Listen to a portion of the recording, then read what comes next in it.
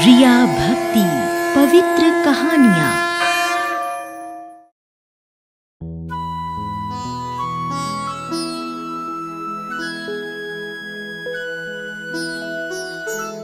प्रयासपुर गांव में शिव जी का एक प्राचीन मंदिर था। इस मंदिर की देखभाल और सारा कार्यभार गांव के चौधरी सूरजभान किया करते थे। साधना सूरजभान की इकलौती बेटी थी।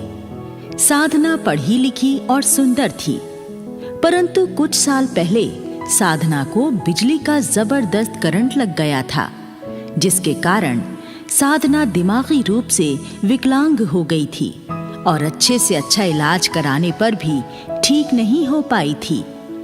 साधना अब एक अर्ध पागल लड़की बनकर रह गई थी। विक्रम सूरजभान की बहन का बेटा था, जिसे सूरजभान ने गोद ले रखा था। लेकिन विक्रम बड़ा ही दुष्ट और लफंगा था। गांव के लोगों को परेशान करता रहता था और महिलाओं को छेड़ता था। पूरा गांव विक्रम से परेशान था, लेकिन चौधरी सूरजभान से विक्रम की शिकायत करने की हिम्मत किसी को नहीं होती थी। धीरज मंदिर के पास वाले घर में रहता था। बचपन से ही धीरज के मन में भोले बाबा के प्रति बड़ी गहरी आस्था थी। उम्र बढ़ने के साथ साथ धीरज की आस्था भी बढ़ती गई और अब धीरज भगवान शिव का परम भक्त बन चुका था।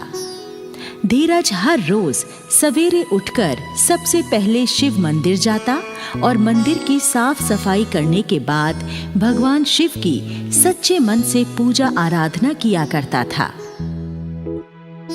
फिर उसके बाद जाकर अपनी परचून की दुकान खोलता था। मंदिर के पुजारी जी धीरज से बहुत ही खुश रहते थे। वो हमेशा ही धीरज की मंदिर सेवा देखकर कहते थे, बेटा धीरज, तुम भोलेनाथ की बड़ी सेवा करते हो। देखना, तुम्हारी भक्ति से एक दिन शिव भगवान अवश्य प्रसन्न होंगे और उनकी कृपा तुम पर अवश्य बरसेगी। पुजारी जी, मैं तो बस एक बार अपने आराध्य भोले बाबा के दर्शन करना चाहता हूं। इससे ज्यादा मेरी कोई और इच्छा नहीं है। धीरज के पिता का 2 साल पहले बीमारी के कारण देहांत हो चुका था। अब सिर्फ धीरज की बूढ़ी माँ ही धीरज का परिवार थी। धीरज अपनी माँ की भी खूब सेवा करता, तो उसकी माँ कहा करती, बेटा, मैं चाहती हूँ कि मरने से पहले तेरी शादी कर दूँ। घर में बहू आ जाएगी तो हम दोनों को ही थोड़ा सुख मिल जाएगा और इस सूने घर में नन्हे मुन्ने बच्चों की किलकारियों से चहल पहल हो जाएगी। माँ, मेरी शादी की चिंता तू क्यों करती है? भोलेनाथ जब चाहेंगे तो मेरी शादी भी हो जाएगी। संसार को चलाने का काम भोले बाबा ही तो करते हैं। धीरज का शिव जी में विश्वास देखकर माँ लाजवाब हो जाती थी। इसी तरह दिन गुजरते जाते। एक दिन चौधरी शिव मंदिर में गांव के लोगों को जमा करता है और पूरे हर्षोल्लास के साथ भोले बाबा को सोने का त्रिशूल और डमरू चढ़ाता है और शिवलिंग को दूध से स्नान कराकर भगवान शिव से प्रार्थना करता है, हे बाबा भोलेनाथ, मेरी छोरी पे कृपा कर दो। मेरी छोरी बावली हो गई से, आप उसे ठीक कर दो।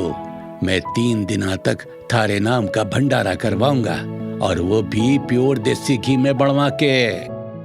चौधरी सूरजभान द्वारा सोने का त्रिशूल और डमरू भगवान को अर्पित करने की खबर आसपास के गांवों में भी फैल जाती है और लोग चौधरी के इस भक्ति कार्य की सराहना करने लगते हैं। फिर एक दिन की बात है, धीरज अपनी परचून की दुकान पर बैठा हुआ था। तभी दुकान पर गांव की एक लड़की पूनम सामान लेने आती है।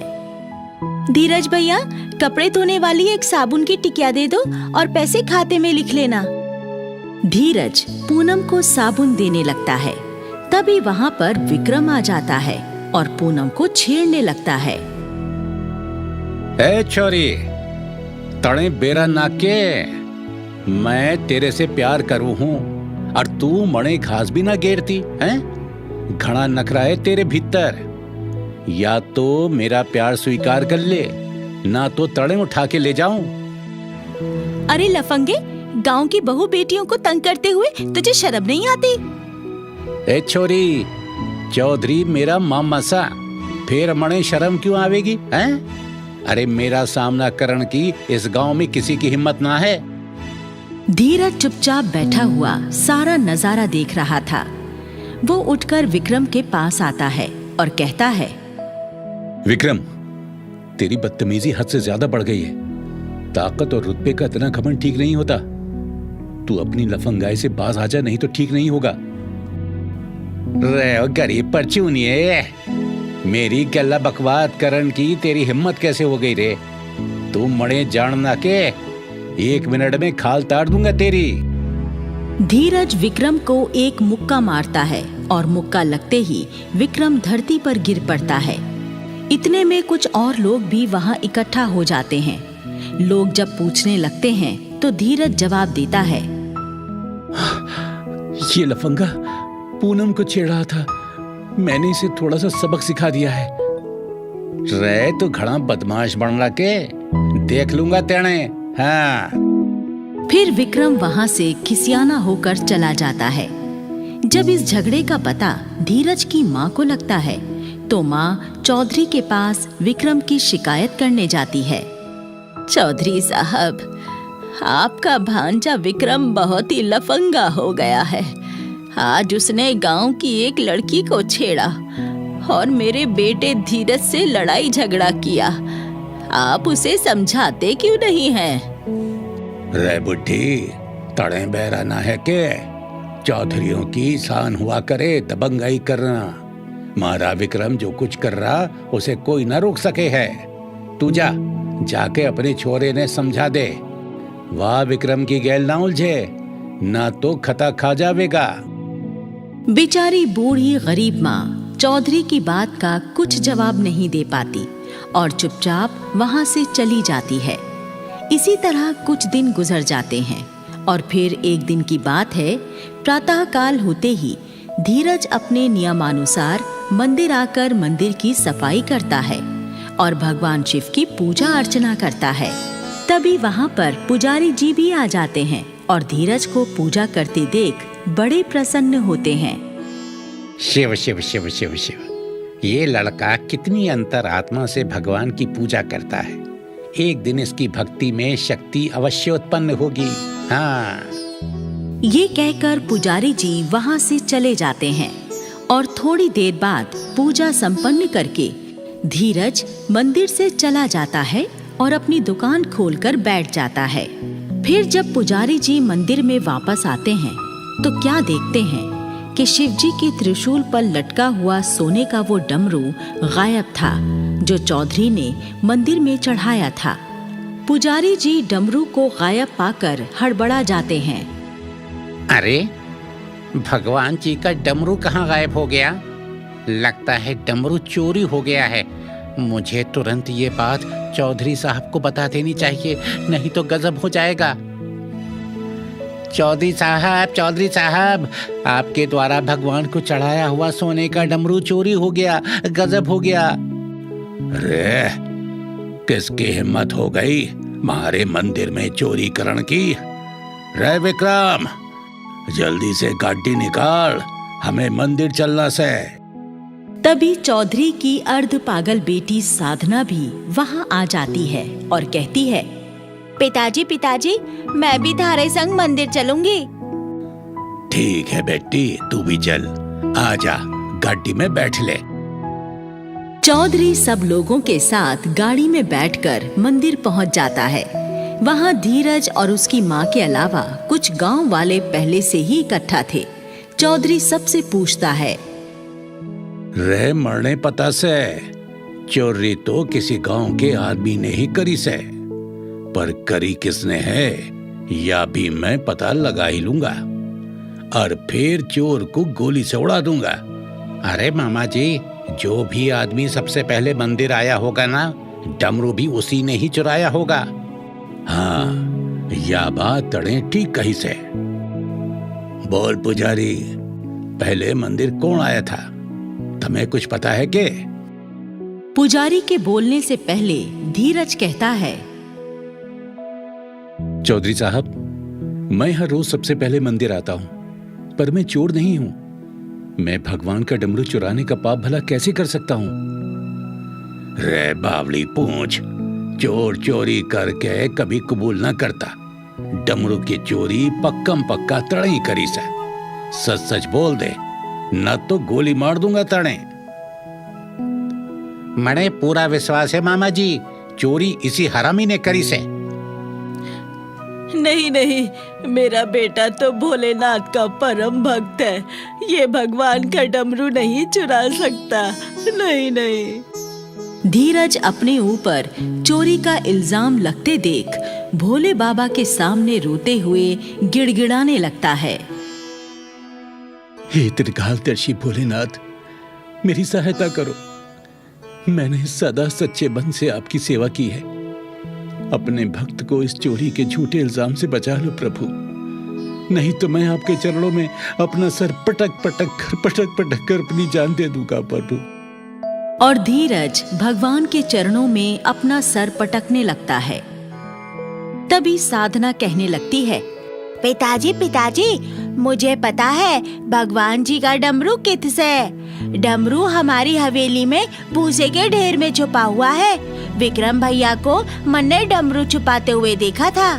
साधना की बात से विक्रम सटपटा जाता है। रे विक्रम, यू साधना ठीक कह रही है क्या? विक्रम डर के मारे थर थर कांपने लगता है और सब सच सच बता देता है। मणे माफ कर दो मामा जी, मणे माफ कर दो मामा जी। मैंने धीरज से अपनी बेइज्जती का बदला लेने के लिए भगवान का डमरू चुराया था, ताकि पूरे गांव में इसकी बदनामी हो जावे। रे नालायक, तेरे जैसे चोर की हमारे गांव में कोई जगह ना से। जा, निकल जा इस गांव से। विक्रम अपना सा मुंह लेकर चला जाता है। रे धीरज, तेरी भक्ति ने तो चमत्कार कर दिया। 1 मिनट में ही चोर को पकड़वा दिया। बेटे, भोलेनाथ से मेरी बेटी के लिए भी प्रार्थना कर दे। ये पता तेरी प्रार्थना सुन के भोलेनाथ मेरी चोरी पे भी कृपा कर दे। अरे यूं पहले की तरह ठीक हो जावे बस। साधना का हाथ पकड़कर धीरज भोलेनाथ के सामने हाथ जुड़वाकर बिठा देता है और खुद मन ही मन साधना के ठीक हो जाने की भोलेनाथ से प्रार्थना करता है। साधना पर भी भोलेनाथ की कृपा हो जाती है और साधना बिल्कुल ठीक हो जाती है। हाँ, पिताजी पिताजी, मैं ठीक हो गई पिताजी। अरे वाह, मेरी बेटी ठीक हो गई। जय हो भोले भंडारी की। हर हर महादेव, हर हर महादेव। आपने मेरे ऊपर घनी कृपा कर दी भगवान, मैं तो आज धन्य हो गया। चौधरी साहब, भगवान अपने हर भक्त की विनती सुनते हैं। बस विनती करने वाले का मन सच्चा होना चाहिए। चौधरी धीरज से बहुत ज्यादा खुश हो जाता है और अपनी बेटी साधना की शादी धीरज से करवा देता है। धीरज को अपना वारिस बना लेता है और धीरज हंसी खुशी जीवन गुजारने लगता है।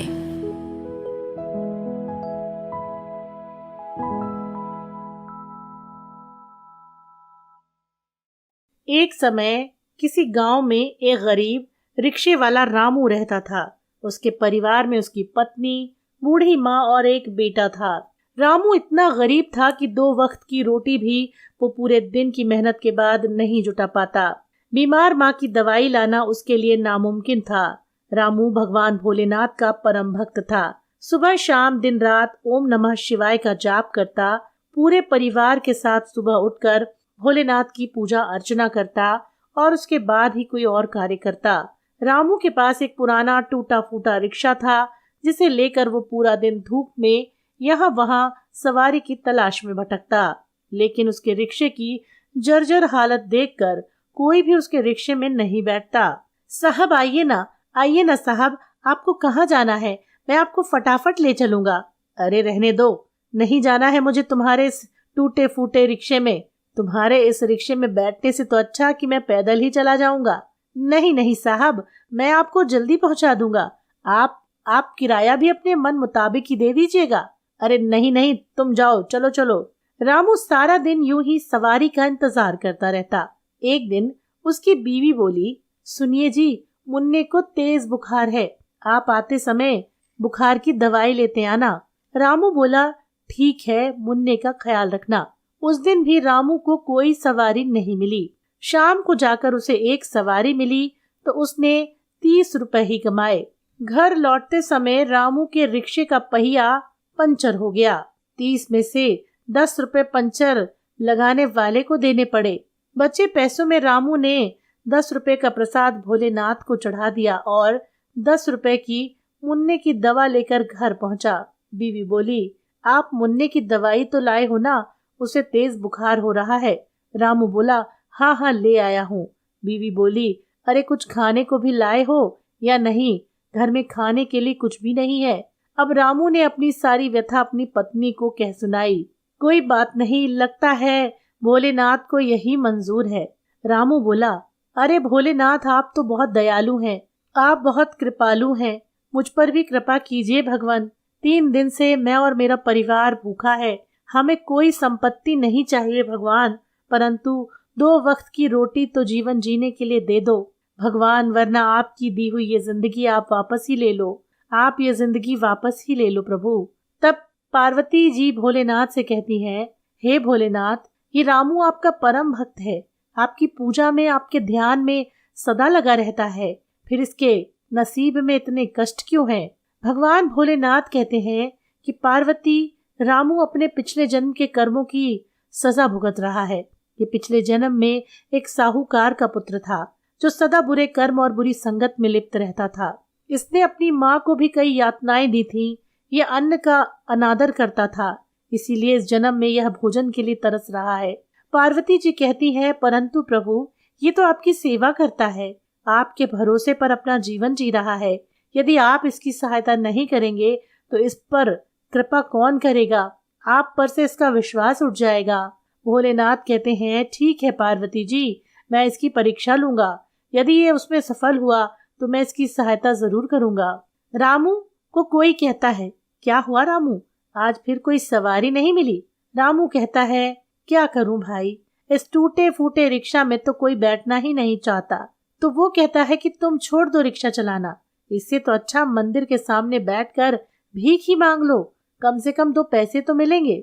रामू बेचारा उदास बैठा था कि तभी वहां एक बूढ़ा आदमी आया। रामू ने कहा, अरे अरे संभालिए, आप खुद को संभालिए। बुजुर्ग बोले, धन्यवाद बेटा, तुम्हारा बहुत बहुत धन्यवाद।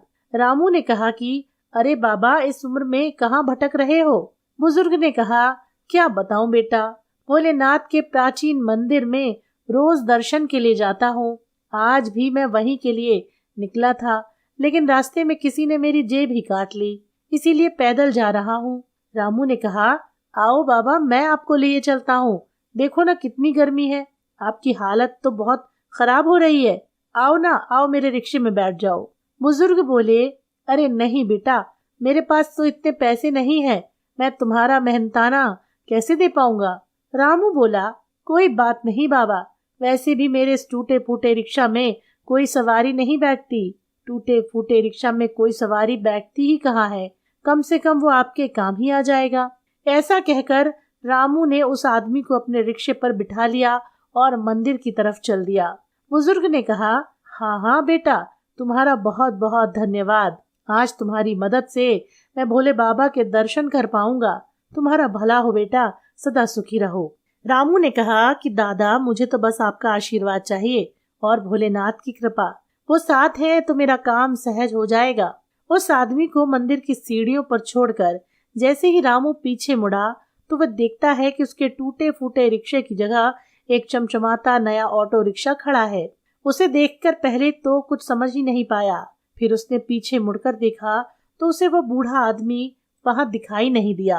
अब रामू समझ गया कि यह व्यक्ति कोई और नहीं, स्वयं भोलेनाथ थे। वो बहुत खुश हुआ और खुशी खुशी में अपने नए ऑटो में अपने घर चला गया। घर पहुंचा तो देखता है कि उसकी टूटी फूटी झोंपड़ी की जगह एक आलीशान मकान बना है। ये देखकर वो चौंक गया। घर के बाहर उसकी पत्नी और माँ और बेटा खड़े थे। उन्हें देखकर रामू बोला, ये क्या हो गया? ये तो चमत्कार हो गया। उसकी बीवी बोली, सुनिए, देखिए ना, ये हमारा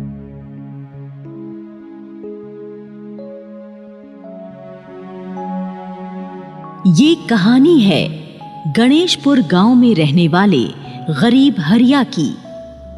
हरिया अपनी पत्नी राधा के साथ अपने एक छोटे से घर में रहता था। हरिया बहुत गरीब था। वो अपनी जीविका चलाने के लिए एक फैक्ट्री में बोझा ढोने का काम करता था। हरिया बहुत ही दयालु और भोलेनाथ का परम भक्त भी था। सुबह शाम हरिया भगवान भोलेनाथ की पूजा अर्चना करता और मजदूरी करके जो 150 रुपए मजदूरी के मिलते, उन्हीं में संतुष्ट होकर अपनी गृहस्थी चलाता। राधा एक तो अपनी गरीबी से बहुत तंग थी और दूसरे मां ना बन पाने के कारण वो बहुत दुखी रहती थी। अक्सर राधा हरिया से कहा करती थी, सुनो जी, तुम तो भगवान शंकर के परम भक्त हो, फिर भी शंकर जी हमारी गरीबी दूर नहीं करते।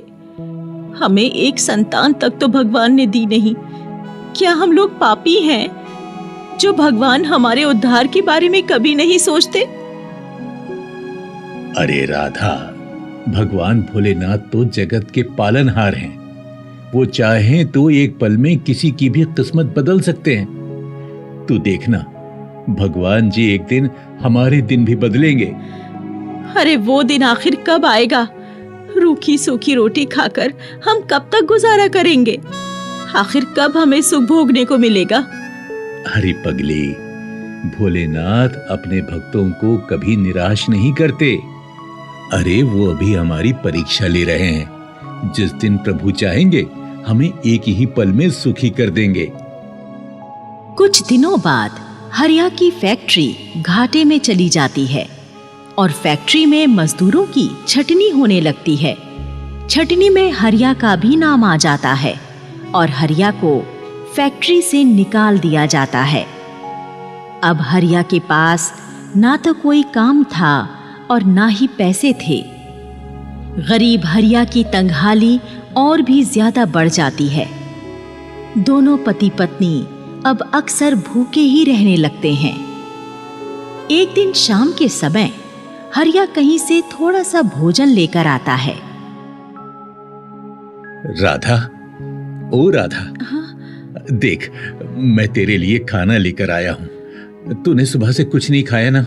ले, ये खाना खा ले। अजी, तुम भी तो मेरी तरह सुबह से भूखे होंगे। चलो, हम दोनों मिलकर इस खाने को खाएंगे। हाँ।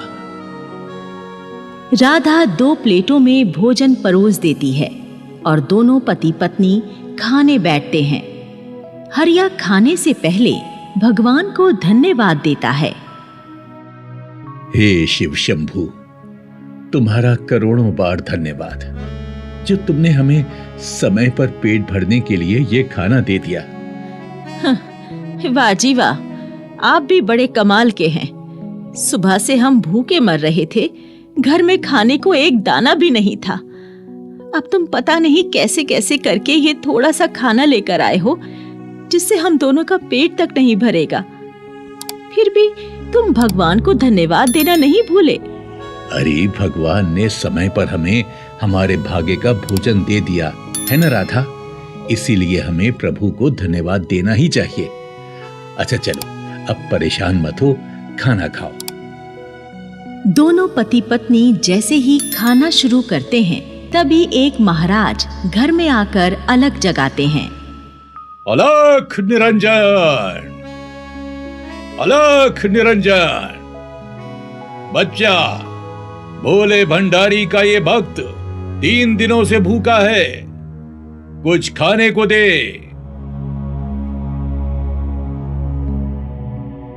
लो, यहाँ तो हमारे लिए ही पर्याप्त खाना नहीं है, अब इस महाराज को कहाँ से दें? अरे अरे राधा, ऐसा मत बोलो। ये महाराज 3 दिनों से भूखे हैं।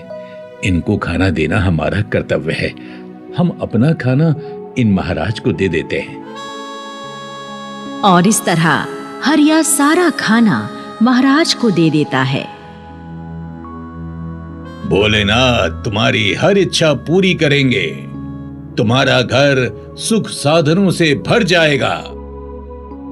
ये आशीर्वाद देकर महाराज चले जाते हैं और दोनों पति पत्नी पानी पीकर ही सो जाते हैं। इसी तरह कई दिन गुजर जाते हैं। हरिया अपना पेट पालने की खातिर कभी किसी ढाबे पर झूठे बर्तन धोता तो कभी किसी अमीर आदमी की गाड़ी साफ करता, और जो 10-20 रुपए उसे मजदूरी के मिलते उनसे कुछ रूखा सूखा लेकर घर आ जाता। लंबे समय से भूखे रहने के कारण अब राधा काफी बीमार हो गई थी। राधा हर समय चारपाई पर लेटी हुई खांसती रहती थी। एक दिन हरिया डॉक्टर को घर लाता है। डॉक्टर राधा का चेकअप करके बताता है, हरिया, तुम्हारी पत्नी के लीवर में कैंसर हो चुका है। इनके लीवर का तुरंत ऑपरेशन कराना होगा, नहीं तो ये जिंदा नहीं बचेंगी। ऑपरेशन? कितना खर्चा आएगा डॉक्टर साहब? देखो, कम से कम 50,000 रुपए का खर्चा आएगा। बाप रे बाप, 50,000? मैं तो 50 रुपए खर्च करने की हालत में नहीं हूं डॉक्टर साहब। 50,000 कहां से लाऊंगा मैं? देखो, ये सोचना तुम्हारा काम है। और फिर डॉक्टर वापस लौट जाता है। इसी तरह कई दिन गुजर जाते हैं। हरिया रोज गांव के बड़े मंदिर जाता और महादेव जी की मूर्ति के सामने हाथ जोड़कर राधा के लिए महादेव जी से रो रो कर प्रार्थना करता। हे भोले शंकर, मेरी पत्नी पर दया कर दो। मैं तो तुम्हारा परम पुजारी हूं। मेरे लिए इतने कठोर मत बनो भगवान। मेरी पत्नी बिना इलाज के मर जाएगी। भगवान, मुझे राधा का इलाज कराने की क्षमता प्रदान कर दो।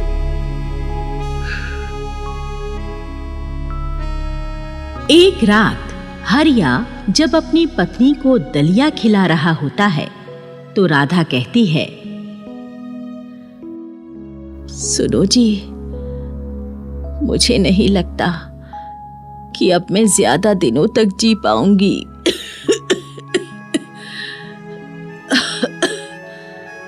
भगवान भी शायद हमारी कोई मदद नहीं करना चाहते, नहीं तो इतनी भक्ति और प्रार्थना करने पर वो हमारा उद्धार जरूर कर देते। नहीं नहीं राधा, ऐसा नहीं बोलते। भगवान की कृपा से कभी मायूस नहीं होते। मैं तुझे कुछ नहीं होने दूंगा। मैंने सुना है इंसान की किडनी बहुत महंगे दामों में बिकती है।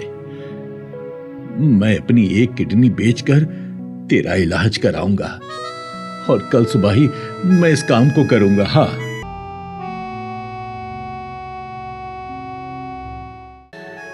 भगवान भी शायद हमारी कोई मदद नहीं करना चाहते, नहीं तो इतनी भक्ति और प्रार्थना करने पर वो हमारा उद्धार जरूर कर देते। नहीं नहीं राधा, ऐसा नहीं बोलते। भगवान की कृपा से कभी मायूस नहीं होते। मैं तुझे कुछ नहीं होने दूंगा। मैंने सुना है इंसान की किडनी बहुत महंगे दामों में बिकती है। मैं अपनी एक किडनी बेचकर तेरा इलाज कराऊंगा और कल सुबह ही मैं इस काम को करूंगा। हाँ। आधी रात के बाद जब हरिया अपनी चारपाई पर सोया हुआ होता है तो उसके सामने भोलेनाथ प्रकट होते हैं और हरिया से कहते हैं, हरिया, मैं तेरी भक्ति और तुझसे और तेरी आस्था से प्रसन्न हुआ। अब तेरा कल्याण करने का समय आ गया है। तुझे अपनी पत्नी का इलाज कराने के लिए अपनी किडनी बेचने की आवश्यकता नहीं है। प्रभु, प्रभु आप ही बताइए प्रभु, फिर मेरी राधा का कैंसर कैसे ठीक होगा प्रभु? हरिया, ये श्रावण ऋतु चल रही है। तुम हरिद्वार चले जाओ और कांवड़ में गंगा जल ले आकर उस गंगा जल से अपनी पत्नी को स्नान कराना। मेरे आशीर्वाद से तुम्हारी पत्नी बिल्कुल स्वस्थ हो जाएगी और तुम्हारे घर की आर्थिक स्थिति भी सुधर जाएगी। कल्याण हो। ये कहकर भोलेनाथ अंतर्ध्यान हो जाते हैं और सोता हुआ हरिया जागकर उठ बैठता है। भोलेनाथ, भोलेनाथ, भोलेनाथ, भोलेनाथ मेरे सपने में आए। आप धन्य है भोलेनाथ, आपने मुझे सपने में दर्शन देकर मुझे मेरी समस्या का उपाय सुझा दिया है। मैं सवेरा होते ही कांवड़ लाने के लिए हरिद्वार चला जाऊंगा। सुबह होते ही हरिया रात को आए सपने वाली बात राधा को बताता है और अपने कंधे पर कांवड़ रखकर बोल बम बम बम पुकारता हुआ हरिद्वार की ओर पैदल चल पड़ता है। रास्ते में हरिया को और भी बहुत से कांवड़िया हरिद्वार की तरफ जाते हुए मिलते हैं। हरिद्वार पहुंचकर हरिया गंगा जी में डुबकी लगाता है और 2 मटकियों में गंगा जल भरकर अपनी कांवड़ पर रखता है और कांवड़ लेकर भोले बाबा को याद करता हुआ अपने गांव की ओर चल पड़ता है।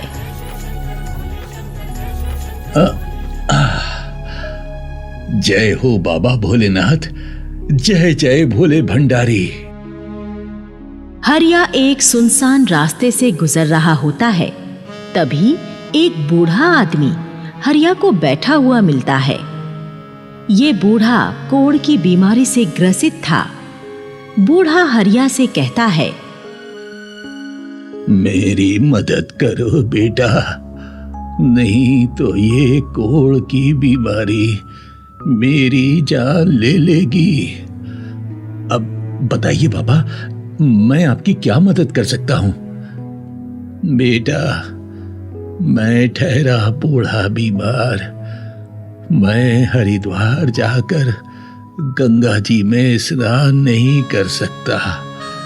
यदि तुम अपने लाए हुए गंगा जल से मुझे स्नान करा दो तो मेरी कोढ़ की बीमारी ठीक हो जाएगी। बूढ़े की बात सुनकर हरिया सोच में पड़ जाता है। हाँ, ये क्या कह रहे हैं बूढ़े बाबा? अगर इस गंगा जल से मैंने इस बाबा को स्नान करा दिया तो फिर राधा को कैसे स्नान कराऊंगा? वो तो फिर ठीक ही नहीं हो पाएगी। क्या सोच रहे हो बेटा? मुझ पे एहसान करो, मुझे स्नान करा दो, भोलेनाथ तुम्हारा भला करेंगे। हो, लगता है भोलेनाथ की यही मर्जी है कि मैं इस गंगा जल से इस बाबा को स्नान कराऊं। मेरी राधा की रक्षा तो खुद भोलेनाथ कर ही लेंगे। और फिर हरिया अपने गंगा जल से बूढ़े को स्नान करा देता है। बूढ़े का कोढ़ एकदम ठीक हो जाता है। बूढ़ा खुश होकर एक थैला हरिया को देकर कहता है, बेटा, ये थैला लो और इसे अपने घर ले जाकर ही खोलना। भोले बाबा तुम्हारा भला करेंगे। हरिया थैला और खाली कांवड़ लिए अपने घर आ जाता है और ये देखकर चकित रह जाता है कि राधा अब बीमार नहीं है, वो बिल्कुल ठीक हो चुकी है। अरे राधा, ये चमत्कार कैसे हो गया? तुम तो एकदम ठीक हो गई हो। सुनो जी, आपके हरिद्वार चले जाने के बाद वही महाराज हमारे घर आए थे जिन्हें आपने अपना खाना दिया था। उन्होंने मुझे एक जड़ी बूटी खिलाई और मैं ठीक हो गई। अच्छा।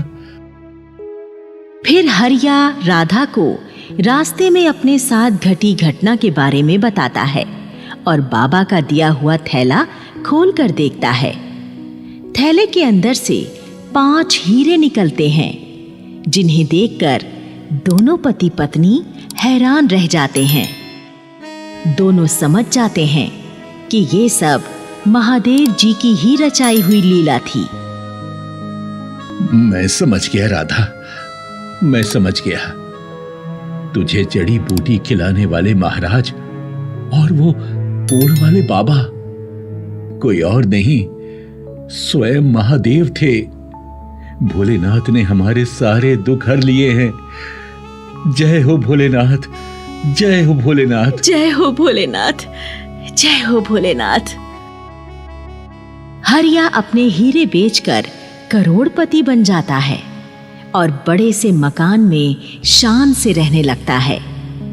भोलेनाथ की कृपा से कुछ महीनों बाद ही राधा भी एक बेटे को जन्म देती है और हरिया का जीवन सुखी हो जाता है।